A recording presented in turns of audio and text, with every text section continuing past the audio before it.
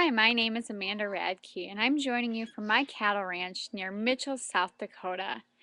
One of the great things about living on a cattle ranch is being able to take care of the land and the animals and being able to live with rolling pastures right outside my door.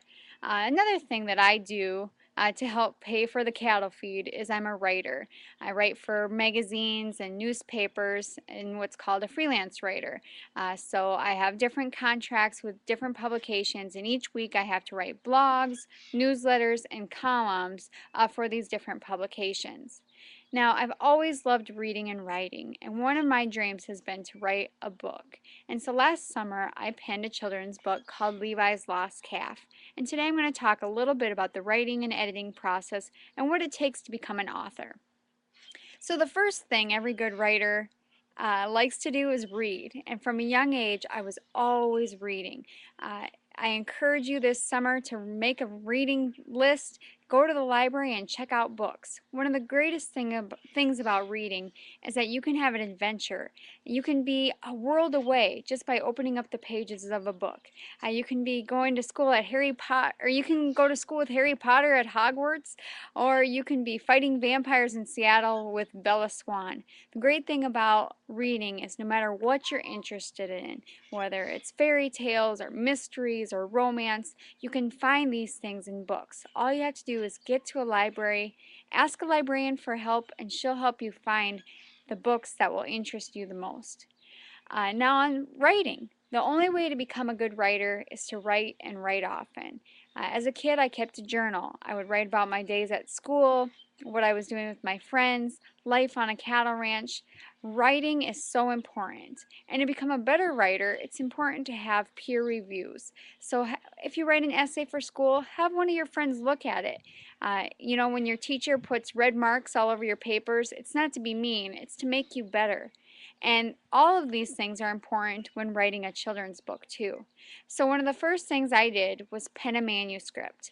Now the original story was a lot different than what Levi's Lost Calf ended up being about. I bet I had about 100 manuscripts, which is the rough draft of the story written before I actually turned it into the publisher. And with these 100 drafts, I had old teachers, friends, family, some of my editors and bosses all look at the book and make changes. We focused on using strong verbs and active verbs and descriptive adjectives. So, for example, in Levi's Lost Calf, basically, a little boy has to do the cowboy way and do what's right. And what he needs to do is find this missing heifer calf. And so he tells his dad not to worry. He's going to take his horse Pepper and his dog Gus, and he's going to go look across the ranch for this heifer calf. And along the way, he finds all kinds of animals. Now, when describing these animals, I didn't just say he found the pheasant in the trees. I said he found the waddling golden plump pheasant waddling in the shade under the trees.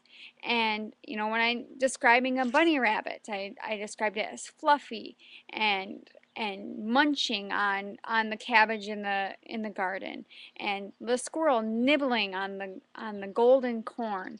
Using these words, these adjectives and strong verbs really helps make the story come to life. Now, once I had the manuscript figured out, next I had to find an illustrator. Now, I'm not an artist, but if you're a drawer, if you like to paint and sketch, you can become an illustrator too. So hone in on those skills if you have that artistic ability. But I found an illustrator. She went to college with me. I went to South Dakota State University where I studied agriculture journalism. And her name was Michelle Weber, and Michelle could paint like nobody's business, and I knew she would help my story come to life. So I sent her my manuscript, and what Michelle would do was create sketches, and she would send me the sketch based off of photos that I would send to her. So for example, I wanted a picture when Levi finds the calf and the calf is reunited with his mom. I wanted a picture of the cow and the calf kissing. So they're super happy to find each other. So I actually went out into the pasture. I got this picture of this cow and this calf kissing, and I sent it to my illustrator. Now Michelle drew up a sketch, and once I approved of the sketch, she started painting. And it would take anywhere from 6 to 8 hours per page for her to make these illustrations.